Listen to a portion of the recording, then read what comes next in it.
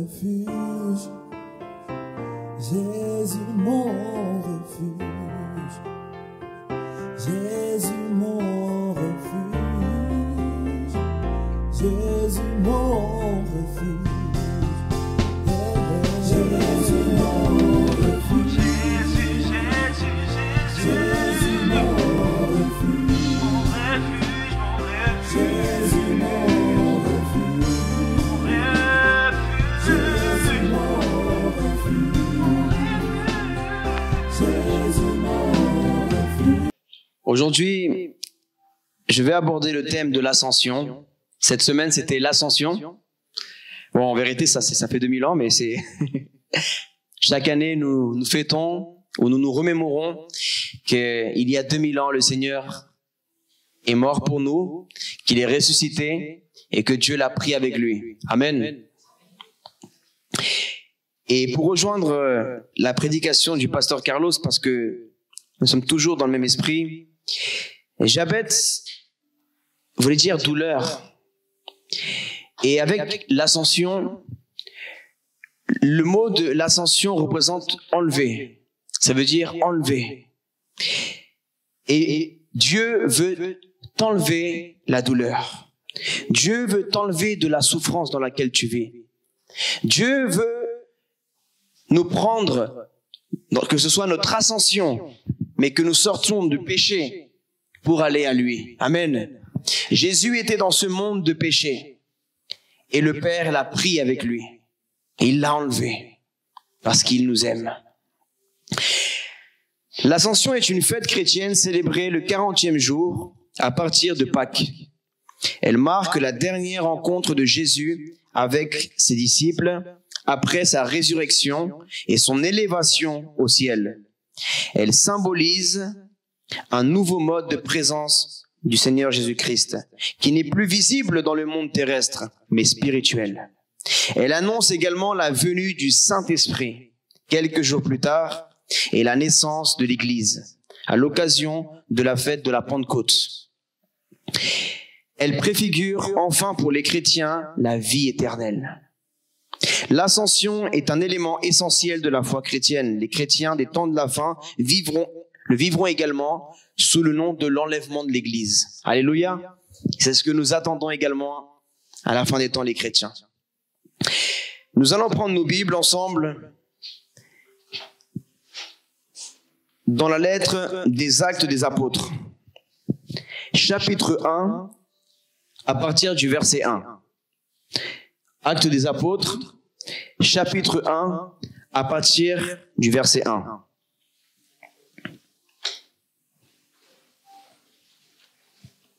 Je lis la parole du Seigneur. Cher Théophile, dans mon premier livre, j'ai parlé de tout ce que Jésus a commencé de faire et d'enseigner, jusqu'au jour où il a été enlevé au ciel, après avoir donné ses ordres par le Saint-Esprit, aux apôtres qu'il avait choisis. Après avoir souffert, encore une fois, la souffrance, la douleur, il se présenta à eux vivant et leur en donna de nombreuses preuves pendant 40 jours. Il se montra à eux et parla de ce qui concerne le royaume de Dieu. Alors qu'ils se trouvaient en leur compagnie, il leur recommanda de ne pas s'éloigner de Jérusalem, mais d'attendre ce que le Père avait promis. Ce que je vous ai annoncé, leur dit-il, car Jean a baptisé d'eau, mais vous, dans peu de jours, vous serez baptisés du Saint-Esprit. Alors que les apôtres étaient réunis, ils leur demandèrent, « Seigneur, est-ce à ce moment-là que tu rétabliras le royaume pour Israël ?» Il leur répondit, « Ce n'est pas à vous de connaître les temps ou les moments que le Père a fixés de sa propre autorité, mais vous recevrez une puissance lorsque le Saint-Esprit viendra sur vous.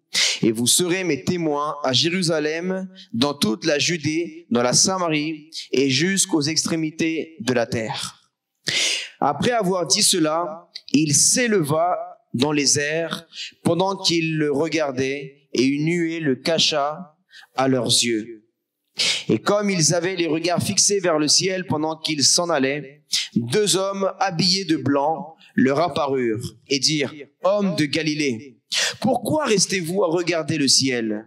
Ce Jésus qui a été enlevé au ciel du milieu de vous reviendra de la même manière que vous l'avez vu aller au ciel. » Amen. Acclamons le Seigneur Jésus. Gloire à Dieu. Je pense à ça. Les mêmes personnes qui nous ont vus dans le monde, ils nous ont vus partir. Nos amis qui, lorsque nous n'étions pas encore avec le Seigneur Jésus, nous avons demeuré avec eux, non pas 40 jours, mais plusieurs années. Et le Seigneur nous a enlevés des ténèbres et nous a ramenés à sa lumière. Il nous a enlevés de la vanité de ce monde pour nous ramener à la gloire du royaume des cieux, à la gloire de Dieu. Et la Bible dit que les anges se sont apparus aux disciples et il leur dit, mais pourquoi restez-vous regarder le ciel? Ce même Jésus que vous avez vu être enlevé, vous le verrez revenir. Et ça me rappelle que beaucoup d'entre nous, nos amis qui nous connaissaient avant notre conversion, notre repentance, nous ont vus partir. Mais un jour, ils nous ont vus revenir, mais revenir en tant que deuxième Adam, en tant que Jésus, en tant qu'un être spirituel. Ils nous ont vus partir en tant qu'Adam et ils nous voient revenir en tant que Christ. Amen. Parce que quand on vivait dans le monde, selon le monde, on vivait selon Adam. Et ce n'est pas Christ qui vivait en nous, mais c'est Adam qui vivait en nous. Et quand nous avons été enlevés par le Seigneur, il nous a renouvelés et maintenant nous allons dans le monde, mais nous ne sommes pas de ce monde. Amen. Même lorsque le Seigneur Jésus reviendra dans le monde, il ne sera pas de ce monde. Il nous prendra avec lui pour nous emmener dans le royaume des cieux, dans l'éternité, dans la vie éternelle en Jésus-Christ, dans la nouvelle Jérusalem. Alléluia. Nous sommes enlevés pour revenir avec force, avec le Saint-Esprit. Nous sommes enlevés pour revenir dans le monde, évangéliser, sauver les âmes avec la gloire de Dieu et les anges avec nous. Amen. Quand nous allons évangéliser, mes frères et sœurs, nous n'allons pas tout seuls. Lorsque Jésus reviendra, il ne reviendra pas tout seul. La première fois, il est venu seul. Mais la deuxième fois, il viendra avec tous les saints anges. Et nous, quand nous sommes venus à Jésus, c'est vrai que nous étions seuls, mais bon, il y avait quelques démons qui voulaient venir avec nous, mais on les a chassés. Il y avait des démons qui s'accrochaient. Mais ils ont dû lâcher. Quand ils étaient dans la gloire de Dieu, on a cherché la présence de Dieu, on s'est repenti. Jésus a chassé tous ces démons et tous ces mauvais esprits. Il a coupé les liens. Et quand on va évangéliser dans la rue, quand on va évangéliser dans le métro, dans les hôpitaux, dans les prisons, on n'y va pas seul. On y va avec le Saint-Esprit et on y va avec les anges qui nous accompagnent. Amen. Le mot que j'aimerais relever ce soir, c'est le mot enlever. Dis avec moi enlever. Juste avec le mot enlever, on peut faire une prédication entière. Enlever. Dieu nous enlève. Et quand on enlève, ça fait mal. Ça fait mal. Parce que avant que Dieu nous enlève, c'est d'abord le diable qui nous a enlevés du Père. Vous savez, hier, je méditais justement par rapport à ce que ressent un être humain lorsque sa mère, son père, un frère ou une sœur lui est enlevé par la mort, le décès. Certains ont perdu un être cher dans le coronavirus ou bien d'un accident même dans la vie, d'une maladie, de n'importe quelle raison, on peut mourir. Et on dit, il m'a été enlevé. C'est le mot qu'on emploie souvent. Dieu m'a enlevé ma mère, Dieu m'a enlevé mon père, Dieu m'a enlevé mon frère, ma sœur. Il est parti trop tôt. Elle est partie trop tôt. Et quand on enlève un enfant à un père ou une mère, ça fait mal. Il y a une déchirure qui se provoque. Et lorsque Dieu avait créé Adam et Ève, ils étaient en Dieu. Ils étaient en Dieu. On était en Christ, en Dieu. Parce que Dieu est le Christ. Mais le serpent, le diable, a réussi à arracher, à enlever de Dieu Adam et Ève. Il l'a enlevé. Imaginez la douleur, la souffrance qu'a senti Dieu le Père, qu'on lui enlève, non pas un ange, non pas un animal, ses enfants, son fils et sa fille. Imaginez la déchirure qu'avait le Père, Dieu notre Créateur, le Père, pendant des milliers d'années, la douleur, la souffrance qu'il avait, sans que personne ne puisse rien faire pour lui rendre ses enfants. Parce que nous, on voyait Dieu comme un simple créateur. Un créateur a une création. Un juge, si on voit Dieu comme un juge, tu vas te sentir comme quelqu'un qui est condamnable. Mais si tu vois Dieu comme un père, tu vas te voir comme ton enfant. Si tu vois Dieu simplement comme ton Seigneur, tu vas te voir comme un serviteur, une servante. C'est pas pareil qu'on arrache un serviteur à son Seigneur. C'est pas pareil qu'on arrache un disciple à son maître. C'est pas pareil qu'on arrache une création à son créateur, de qu'on arrache un fils et une fille à son père ou à sa mère. Amen. Ça fait mal. Et l'humanité, pendant des milliers d'années, toujours est en train de critiquer Dieu. Ouais, mais si Dieu existait, pourquoi Dieu permet ça et ça? Mais il ne regarde même pas tout ce que Dieu fait pour nous. On ne regarde pas tout ce que Dieu fait pour nous. Le témoignage qu'a raconté Pasteur Carlos est très fort. Parce que cet homme de 80 ans, vous savez, il a la sagesse, l'expérience, il médite beaucoup. Plus on prend de l'âge, plus on réfléchit avant de prendre des décisions. Plus on médite sur simples petits gestes. Quand on est jeune, on médite pas. Quelqu'un nous invite et on dit même pas merci. Mais avec le temps, quand on est ancien, quand on commence à avoir l'âge, on passe par des épreuves financières, on passe par des moments. Et quand quelqu'un nous invite, on dit « Waouh, merci, il m'a invité ». On valorise davantage. On valorise davantage. On apprend à valoriser avec l'âge, avec la maturité. On est reconnaissant. Non seulement avec Dieu, mais avec les personnes. Et on apprend à être reconnaissant vers les autres. Alléluia. Et il a dit, 5 jours, vous m'avez pris 500 €. Combien de jours il y a dans un an? 365 jours. En 10 ans, ça fait 3600 et quelques. En 100 ans, ça fait combien?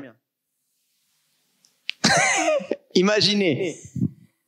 Il a dit, waouh. Et encore, Dieu nous demande rien du tout. Dieu nous demande une seule chose. Qu'on lui obéisse. Qu'on se repente de nos péchés. C'est tout ce qu'il nous demande. Et le seul prix qu'on doit faire, c'est ça, c'est de renoncer à nous et de vivre pour lui.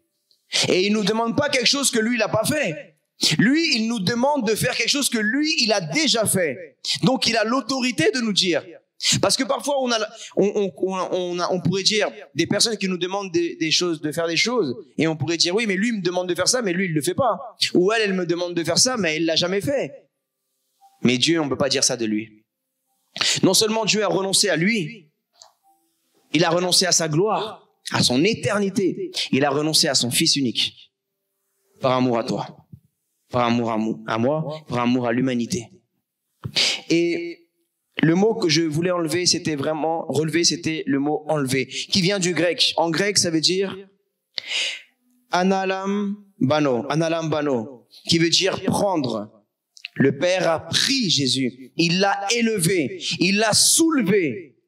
On soulève dans le but de le transporter ou de s'en servir. Enlever, porter, retirer, prendre, reprendre. Et c'est ça que Jésus veut faire avec toi aujourd'hui. Il veut te prendre du péché où tu es. Parce que le péché t'a arraché à lui. Et Dieu, c'est un lion. Il est un père. On dit souvent qu'une mère, c'est quoi? C'est une lionne. Pour elle défendre ses enfants, elle sort ses griffes. Et un père aussi. Et Dieu le Père, il agit en tant que lion.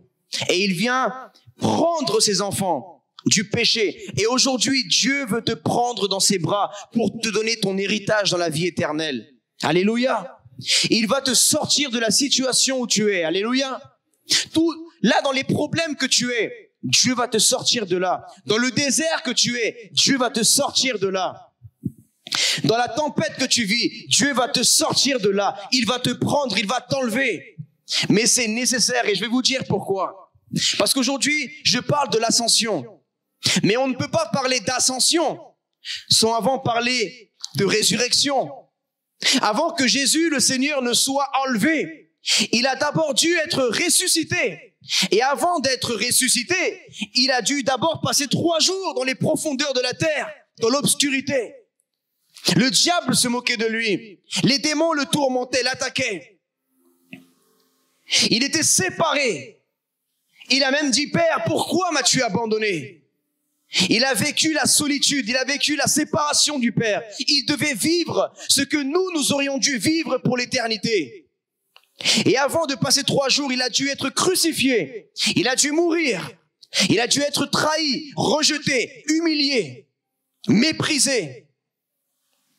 Avant d'avoir l'ascension. Parce que l'ascension, après l'ascension, il y a quoi? Il y a la gloire éternelle. Mais aujourd'hui, nous les êtres humains, et je parle des chrétiens, nous voulons la gloire de l'éternel, sans même passer par l'ascension, sans même passer par la résurrection, la nouvelle naissance, sans même passer par la mort à soi-même qui est la crucifixion, sans même passer par les 3 jours dans ces jours des morts qui représentent le désert, où parfois nous nous sentons seuls, parce que tu dois vivre seul tes déserts. Et tu dis parfois, oui, j'étais là et personne m'a appelé, personne, parce que Dieu permet que tu vives certains déserts seul. C'est Dieu qui le fait comme ça, pour que tu puisses t'accrocher non pas à un homme ou à une femme, mais au Saint-Esprit. Alléluia. Amen. C'est quand tu es seul que tu dois faire le plus preuve de courage. Même Abraham, pour donner son fils en sacrifice, il a dû payer un grand sacrifice. Il est monté seul avec le sacrifice. Il y a des sacrifices que tu dois faire seul, mon frère, ma sœur. N'attends pas que quelqu'un le fasse à ta place. C'est toi qui dois le faire. Dieu ne va pas le faire à ta place. Dieu a déjà fait son sacrifice. Toi, tu dois faire le tien maintenant. Comment s'appelle ton sacrifice? Comment s'appelle ton diabète? Comment s'appelle cette chose que Dieu te demande qui va te donner la douleur, qui va te faire mal quand on va te l'arracher? Peut-être un homme, peut-être une femme, peut-être un péché, une addiction.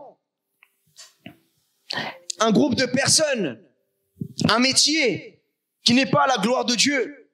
On a tous été enlevés de quelque part, d'un milieu, d'un péché. On a tous vécu des choses différentes. Mes frères et sœurs, si Dieu nous demande de passer par là, c'est parce que c'est nécessaire. C'est parce qu'il nous aime. Il nous aime et nous devons prendre les décisions. Abraham a dit à ses serviteurs, restez ici. Ils doivent rester dans la vallée. Ton entourage doit rester en bas, mais toi tu dois être élevé à la montagne, seul, et tu dois offrir ton sacrifice. Tu dois le faire seul avec Dieu. C'est entre toi et Dieu. Amen. Église, c'est entre toi et Dieu. Le salut est personnel. Jésus a été enlevé seul. Jésus est venu seul au monde. À la croix, Jésus était seul. Jésus était seul dans le séjour des morts. Jésus est ressuscité seul. Et il reviendra, mais plus seul, avec les anges. Mais avant, tu dois d'abord vivre beaucoup de choses. Ici, il y en a différents qui sont à des étapes différentes. Il y en a qui sont déjà à l'ascension. Il y en a qui sont, je parle spirituel, parce qu'on la vivra également physique, l'ascension, lors du retour du Christ. Mais là, je parle d'un point de vue spirituel. Je parle d'un point de vue spirituel. La première chose que Jésus a vécue, c'était quoi? La trahison, le rejet, humilié par sa propre communauté, humilié par les siens. Les siens n'ont pas cru en lui. Ils n'ont pas cru en lui. Il est venu aux siens, mais les siens l'ont rejeté, dit la Bible. Oui, on vivra le rejet parce que tu décideras de suivre Jésus. Tu vivras le rejet, même par tes anciens amis, même par le monde. La société va te mépriser. Elle va dire, ah, ça c'est les gens faibles qui n'ont pas beaucoup d'études, qui se rendent à Dieu par facilité, par faiblesse. Tu vas être méprisé et tu devras accepter par amour à Christ, comme lui a accepté de se faire soi-disant ignorant pour le monde, mais c'était la plus grande connaissance, la connaissance de Dieu. Et nous, on a des connaissances. Il y a beaucoup d'entre vous qui font des études, des masters, des bac plus 5. On a de la connaissance, mais on doit mettre cette connaissance de côté pour avoir la véritable connaissance qui est la vie éternelle. Et parfois, on a affaire à des personnes, Jésus, qui a plus de connaissances que les pharisiens, même tous le Sanhédrin réunis. Jésus, il avait plus de connaissances que eux tous parce que Jésus est la sagesse de Dieu.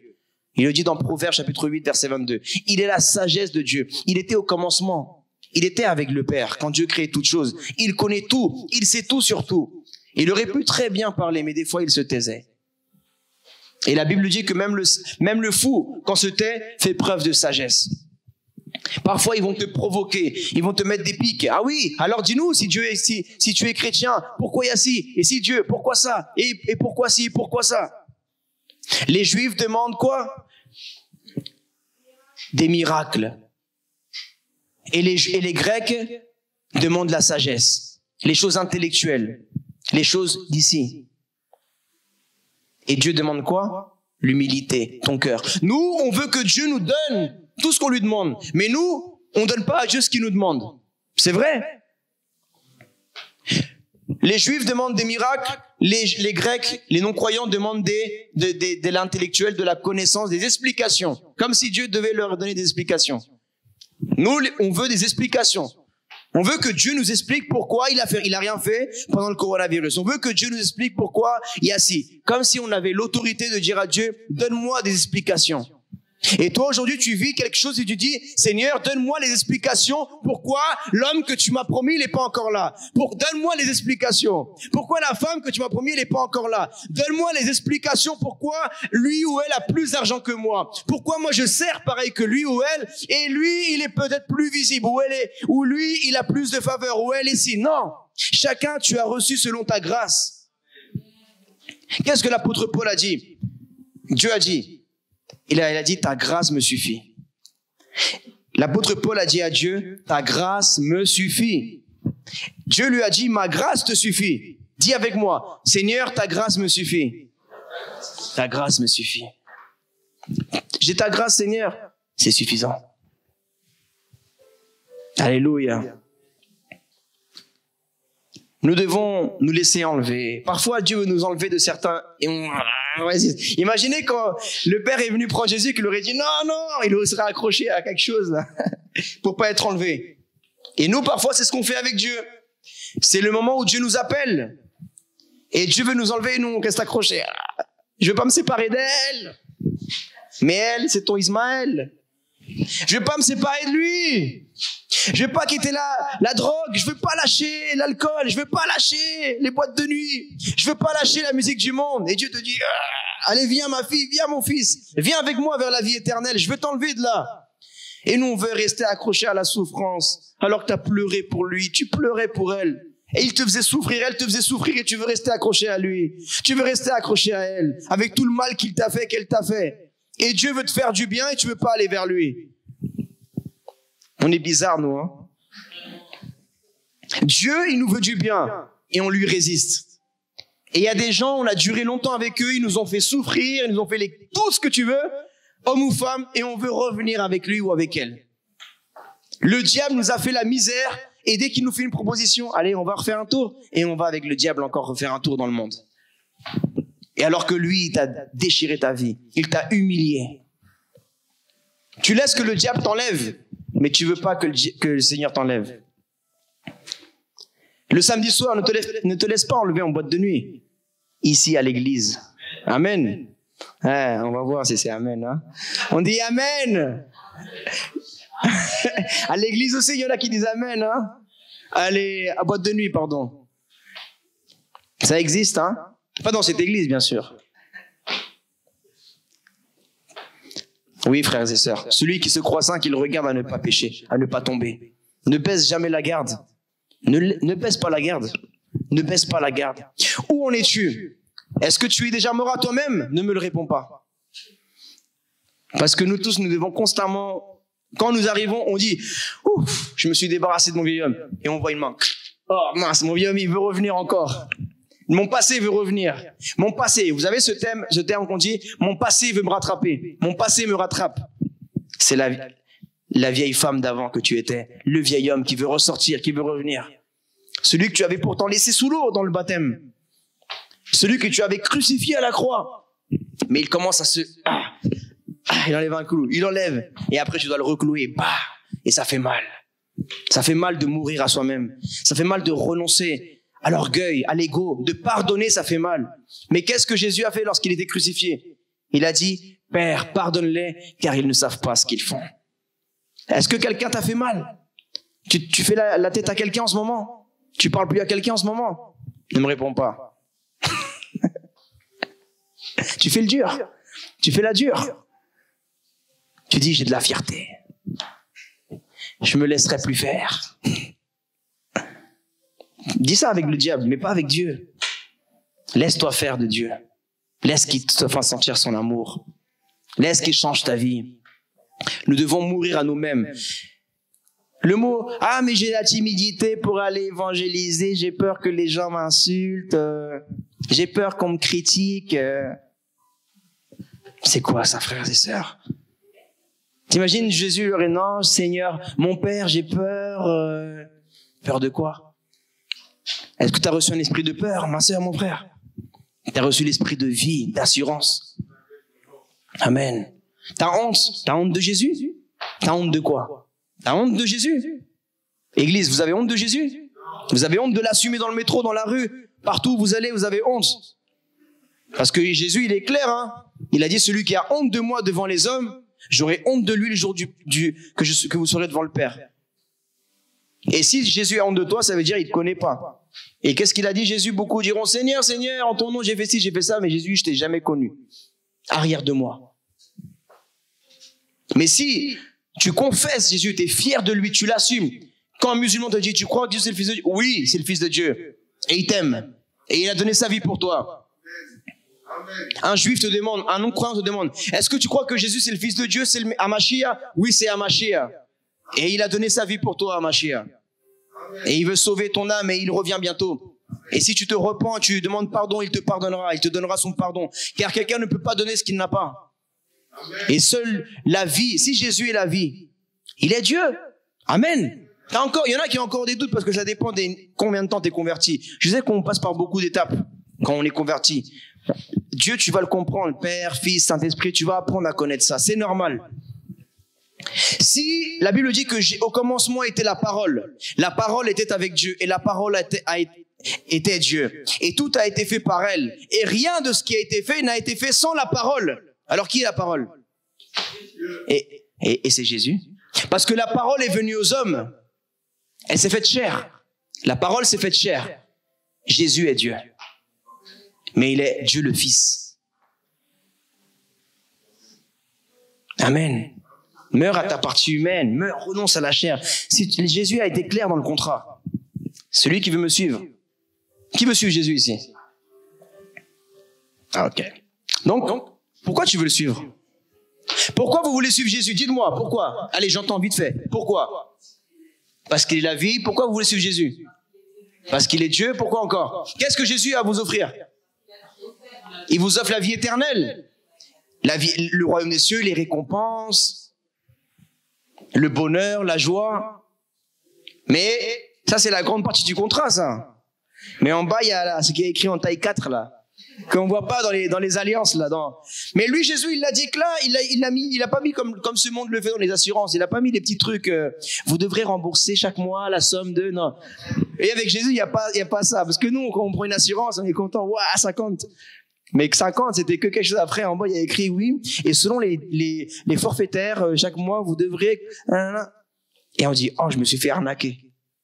Avec Jésus, il y a pas d'arnaque. Il a dit clairement. Celui qui veut me suivre, qu'il renonce à lui-même. Première chose à faire. Est-ce que tu es prêt à renoncer à toi? Jésus, il a renoncé à lui pour toi. Et un mariage, c'est ça. Oui, il y en a beaucoup qui veulent se marier ici. Qui veut se marier? Arrête de faire genre, tu ne veux pas te marier, toi. Je vous connais tous. Vous priez, vous êtes en train de jeûner aujourd'hui pour ça, arrêtez. Il y en a, ils sont venus en jeûne. Seigneur, Rabakashaka, donne-moi mon mari là, ma femme. Mais vous êtes prêts à renoncer à vous pour votre femme? Vous êtes prêts à renoncer à vous pour votre mari? Tout n'est pas que le côté physique, hein. Arrête de croire toute la journée, tu vas suivre ta femme dans l'appart ou toute la journée tu vas suivre ton mari. Il faut mourir à soi. Tu dois renoncer à toi. Il y aura des moments où vous ne serez pas d'accord. Est-ce que tu es prêt à avoir le côté humble et dire, écoute, je te demande pardon, je reconnais. Tu es prêt à faire ça? Si tu n'es pas prêt, tu n'es pas encore prêt à te marier. Il faut mourir à soi. Même avec Dieu, il nous demande d'abord de mourir avant de mourir à soi pour après qu'il nous enlève. Alléluia. Alors, mourir à soi. Après, il y a le désert. Peut-être certains vivent un désert en ce moment, des moments difficiles. Chacun a des moments difficiles différents. Après, il y a la résurrection. Tu es un être nouveau. Tu es déjà mort à toi-même. Tu es un être net nouveau.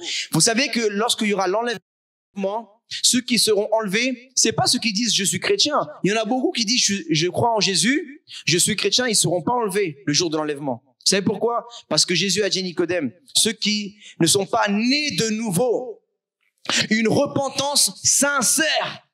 Dis avec moi, repentance sincère. C'est ça qu'il faut pour être enlevé. Parce que comme dit la Bible, deux seront en train de travailler. L'une sera enlevée, l'autre restera.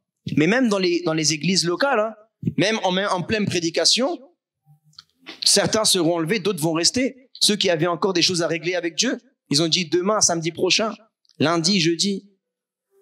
Seigneur, laisse-moi encore une semaine avec elle. Laisse-moi encore 2 semaines avec lui. Je profite un petit peu encore. Non. Il viendra le jour et l'heure où vous y attendrez le moins. Comme un voleur dans la nuit, il vous prendra. Et après, ceux qui seront restés, ils devront passer toute la persécution, la grande tribulation. Et c'est des choses horribles, frères et sœurs. Je vous encourage vraiment à regarder sur YouTube. Il y a un film qui s'appelle Le Chaos, je crois. Hein. C'est l'histoire d'une famille, d'un pilote d'avion. Sa femme, elle est chrétienne, mais lui, il ne l'est pas. Et il y a l'enlèvement qui vient, et lui, il est pilote dans l'avion. Et là, en fait, il se rend compte que sa femme lui disait, ce que disait, c'était vrai. Et lui, il méprisait sa femme. Non, Jésus, non, je veux rien savoir de Jésus. Et l'enlèvement, il est venu, les avions, ils tombaient du ciel, bam. Les voitures, accidents, partout dans la route. C'était le chaos. Le chaos. Et il y en a qui étaient chrétiens, et ils pleuraient, ils ont dit, un jour, j'étais à un rassemblement de jeunes. Quand j'étais petit, on m'avait parlé de ça, je croyais que c'était faux, je croyais que c'était du blablabla. Et là, ça arrive. L'enlèvement. Alors, si toi, tu crois en Jésus, c'est très bien. Maintenant, il faut naître de nouveau. Il faut mourir à soi-même. Pardonne, aime, sois gentil, critique pas, murmure pas. Aime, sanctifie-toi, cherche la sainteté. C'est facile, la sainteté? Non. C'est impossible? Non. C'est possible? Oui. Je peux tout par Christ qui me fortifie. Est-ce que Dieu va te demander quelque chose d'impossible? Alors, s'il l'a demandé, c'est possible. Persévère. On est tombé? Ah, il y a plus de oui, hein. Ah. On est tombé? Ah oui, on est tombé. On va se relever? Oui. Alléluia. Acclame le Seigneur. Et lève-toi, lève-toi, lève-toi. Acclame le Seigneur et lève-toi. On est tombé, on va se relever. Jésus va nous relever. Jésus va nous enlever. Et il nous emmène où? Dans sa gloire. Même physiquement. Vous allez vivre. Peut-être que beaucoup de choses étaient mortes dans ta vie. Des rêves, des projets. Dans l'amour, tu croyais que c'était mort. Même tu as dit souvent, non, c'est mort. C'est mort pour moi. J'ai commis trop d'erreurs. Ils sont impardonnables. Mon ministère, c'est mort. Mes finances, c'est mort. J'ai trop de dettes. Mes études, c'est mort. J'arriverai pas à les payer. Mon travail, c'est mort. J'ai pas assez de qualifications pour ce travail, ce métier. Il y a trop de choses qu'on dit que c'est mort. J'ai pas l'intelligence, j'ai pas le profit pour ça. J'ai pas l'apparence, j'ai pas le langage pour ça. On dit souvent ce mot, c'est mort. Mais quand l'homme dit c'est mort, Dieu dit c'est vivant. Amen. Dieu dit, il te dit aujourd'hui c'est vivant pour toi. C'est pas mort, mon enfant. Parce que là où le diable a ramené la mort, le monde a ramené la mort, moi je ramène la vie, dit l'Éternel. Et où est-ce que Jésus est monté? À la gloire du Père. Et si ta situation était morte, où va aller maintenant ta situation? À la gloire du Père. Tes finances vont vivre la gloire de Dieu. Ton vie sentimentale va vivre la gloire de Dieu. Tes études, ta vie spirituelle, tu n'arrivais plus à lire la Bible, tu dis non, c'est mort, j'arrive pas à lire la Bible. Quand on demande de prier, c'est mort, j'arrive pas à prier.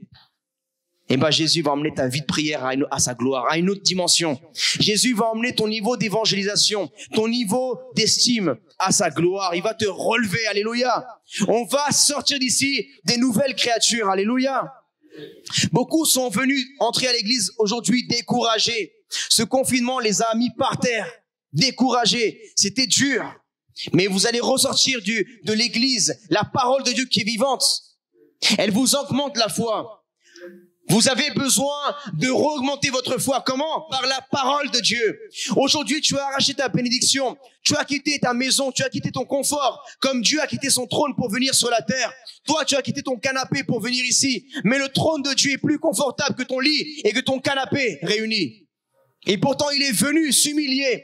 Il est venu, ça n'a pas été facile. Toi aussi, c'était difficile dans les transports. Tu as mis 1 heure de trajet, 30 minutes, 1h30. Et là, tu repartiras encore, mais tu l'as fait pour la gloire du Père. Et pourquoi Jésus est venu sur terre? Il a dit, pour glorifier le Père. Tout ce que tu fais glorifie Dieu, mon frère, ma sœur. La foi vient de ce qu'on entend, et ce qu'on entend vient de la parole de Dieu.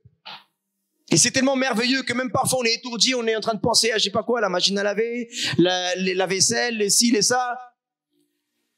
Et il suffit juste d'entendre. Alors imagine si tu m'écoutais. Juste tu m'as entendu, ou tu m'as pas entendu moi, juste tu as entendu la parole de Dieu, parce que tu as passé peut-être 5 minutes à m'écouter et 25 minutes à m'entendre. Mais la Bible dit juste entendre, c'est suffisant, mon enfant. La foi vient de ce qu'on entend. Et ce qu'on entend vient de la parole de Dieu. Ça t'augmente ta foi. Tu ressortiras, vous tous, vous ressortirez avec votre plein de la foi.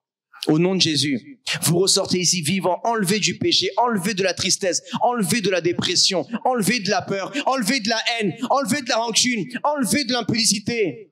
Enlevé vers où? Vers la sainteté, vers l'encouragement, vers la niaque, vers l'envie de réussir dans la vie, mais dans la vie en Christ. Pas dans cette vie mondaine, mais dans la vie éternelle. De la envie d'évangéliser, avec envie de jeûner, de te mettre à part. Enlever, ça veut dire mettre à part. Et dans un autre verset, dans l'évangile selon Luc chapitre 24, la Bible dit que Jésus a été dérobé de leurs yeux. Aïe, je pourrais encore développer ça encore. Jésus va te dérober de là où tu es. Quand il te dérobe, c'est bon, Dieu t'a laissé un temps, il dit c'est bon, assez joué avec toi, je te dérobe. Et la Bible dit que les yeux des disciples ne le voyaient plus. Le diable ne te verra plus là où il te voyait tomber par terre. C'est Dieu qui te verra maintenant dorénavant. Quand Adam et Ève ont péché, Dieu ne les voyait plus là où ils étaient d'habitude. Il a dit, Adam, où es-tu, Adam? Pendant longtemps, Dieu t'a cherché. Il t'a cherché dans sa présence. Tu n'y étais plus. Mais le diable te voyait. En boîte de nuit, on te voyait. Au quartier, on te voyait. En bas de la cité, on te voyait. Dans le péché, on te voyait. On te voyait là où il y avait le péché, on te voyait. Mais là où il y avait la sainteté, on ne te voyait pas. Aujourd'hui, Jésus-Christ va te dérober du péché. Et maintenant, le diable et les gens du monde ne te verront plus dans les lieux de péché. Mais ils te verront prêcher l'évangile. Amen. Ils te verront te sanctifier. Et si le monde te revoit, si Satan te revoit, il te verra rempli de la gloire de Dieu resplendissant. J'espère que cette prédication t'a édifié. La Bible dit dans la lettre aux Romains, au chapitre 10, verset 9, que si tu reconnais publiquement que Jésus est le Seigneur et que Dieu l'a ressuscité d'entre les morts, alors tu seras sauvé. Je t'invite à faire cette prière avec moi afin de recevoir la vie éternelle. Là où tu es, tu peux fermer tes yeux et dire « Seigneur Jésus-Christ, je t'ouvre mon cœur. Je reconnais mon péché devant toi. Je te remercie d'avoir porté, Seigneur, toutes mes fautes à la croix et de m'avoir offert la vie éternelle. Je crois que tu es le Fils de Dieu, que tu es mon Seigneur et mon Sauveur. Je reçois ton Saint-Esprit aujourd'hui. Je pardonne toutes les personnes qui m'ont fait du mal dans ma vie, Seigneur. Et j'accepte ton amour au nom de Jésus. Amen. Je peux également venir le lundi et jeudi à 19h à notre église Jésus mon refuge, ou bien les cultes au samedi à 18h. À Paris, 76 rue Pierre Soulier, 75 020 métro Porte des Lilas. Que Dieu te bénisse.